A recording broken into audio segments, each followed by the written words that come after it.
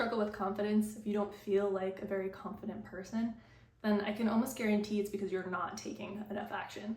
And I know that's probably not what you want to hear, because I know it's not what I wanted to hear as someone who struggled with confidence for probably the majority of my life, but it is the truth. And that's really what's going to make the biggest impact in increasing your confidence, is building the evidence in yourself that you can do the things that you want to do.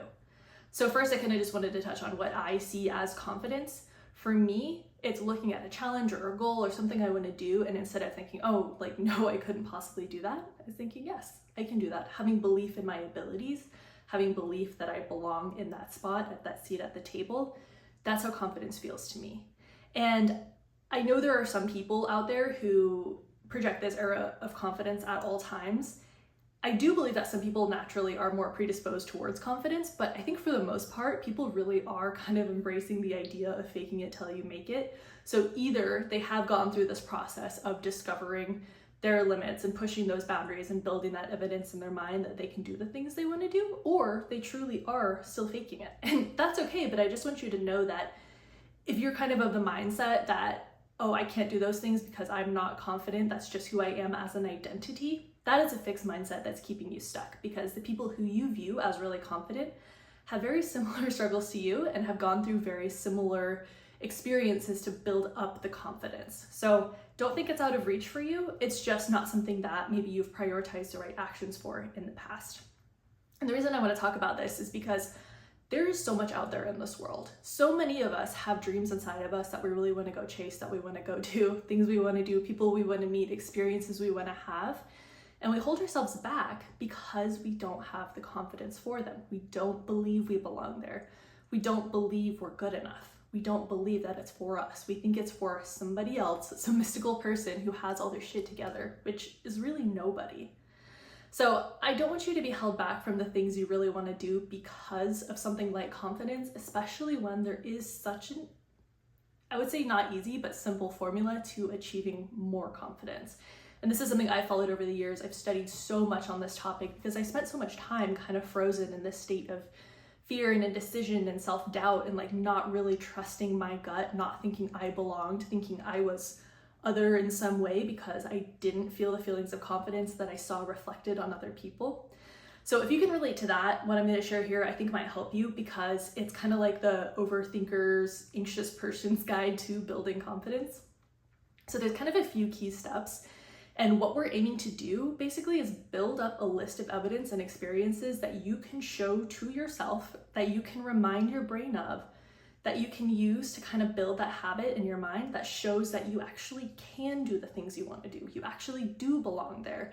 And that's not just wishful thinking, that's based on XYZ evidence that we're going to put together here today. So step one, I want you to learn how to shift your perspective from viewing those uncomfortable, comfort zone expanding, imposter syndrome feeling situations from a negative thing to a positive thing. And that's not going to change them from being scary. That's not going to change them from being difficult.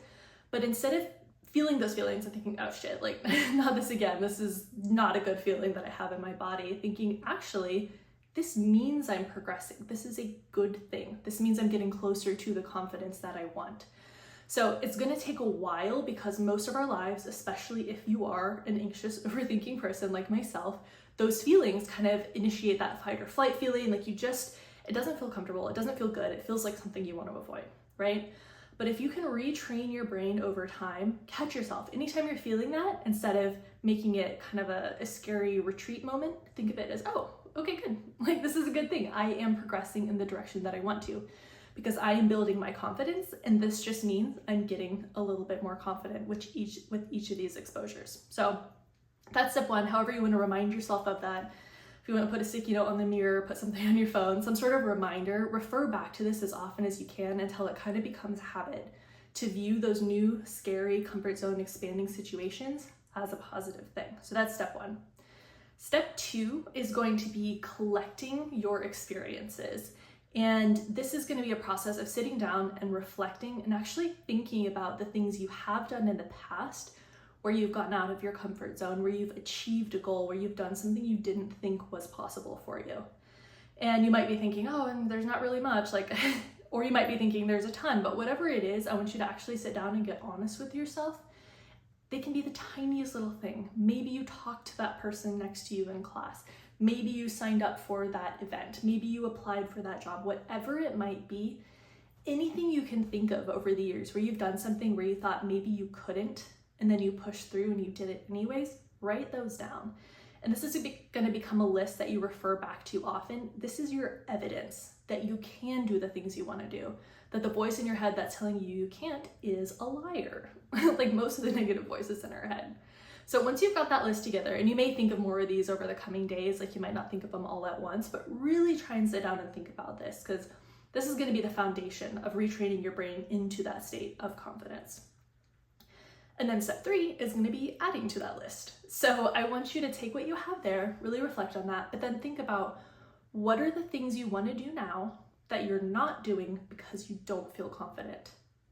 And there are things like that in every single one of us, even the most confident among us. So I want you to get honest with yourself. Is something as simple as you want to wear that new top, but you're not sure if it's going to suit you? You want to learn to dance, but you're scared to sign up for the dance classes because you've never done it before and you don't feel like you have any rhythm and you're scared of the people that might judge you. Maybe you want to ask your boss for a raise. Maybe you want to ask that person out. Like whatever it might be, I want you to write down that list of the things that you want to do, but you're actively not doing because you're scared, because you don't feel confident. So once you have that list, I want you to find the easiest one. Like what is the very easiest thing you can do? Step 1. And I want you to go ahead and plan that. Don't worry about the rest of them. Don't worry about making some big dramatic shift in your life. Just do that one thing. And it's going to be difficult and it's going to be challenging, but 1, remember that this is a positive thing and you're moving in the right direction. And 2, it's going to help you build that momentum and build up that evidence towards feeling like a more confident person. So once you do that thing, add it to your list of evidence. Now you're going to have something really recent that you can look back on. Find the next easiest thing. Go and do that and just keep going. And there's no magic pill. There's no like secret I'm going to tell you that's going to make it easier to actually do the things. Like that is on you. That's something you're going to have to take some motivation, take some discipline, and just kind of power through. But what you'll find with each sequential one is that it gets easier and easier and easier and easier. And before you know it, you're going to have a whole stack of new evidence, not to mention hopefully positive experiences that you've had because you've gotten out of your comfort zone.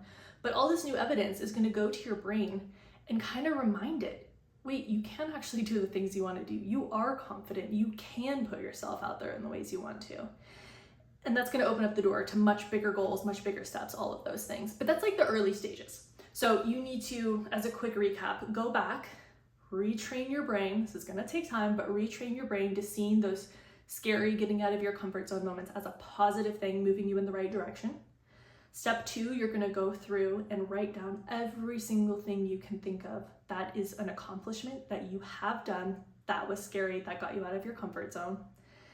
Then you're going to write down all the things you want to do right now, from tiny to massive. All the things you want to do that you're not doing because you don't feel confident. And you don't have to share this list with anybody. This can be private. This can be just for you. I want you to order it from easiest to hardest. Start with the easiest. You're going to have to brute force your way through these first few. Do that. Write that down. Reflect on it. Do the next one. Write that down. Reflect on it. And I can almost guarantee none of them are going to be as difficult or scary as you expect. They're going to open up new doors for you, and it's really going to create that domino effect to believing you can do more, to feeling more confident, to really putting yourself out there. So yeah, basic 3 steps, simple but not easy, as I said. But again, I just want to reiterate that confidence is not some magical, elusive thing that is only for some people and not for other people. And that's coming from somebody who struggled with confidence a lot of my life, and now I can say I am a much more confident person. Like, do I still struggle with lots of self-doubt and anxiety at times? Yes, absolutely. But I've put myself out there in ways that have opened doors for me, that have made me kind of view the world in a much different way than I did when I was younger. And it's a constantly evolving thing. Like, this is something I'm going to keep doing probably for the rest of my life, and you probably will too. You do have to keep putting yourself out there, but it is possible to get significantly more confident, to open more doors, to kind of quiet that voice of doubt in your mind and truly, truly change your life, because you can actually go do the things you want to do instead of being held back doing the things you think you're capable of doing.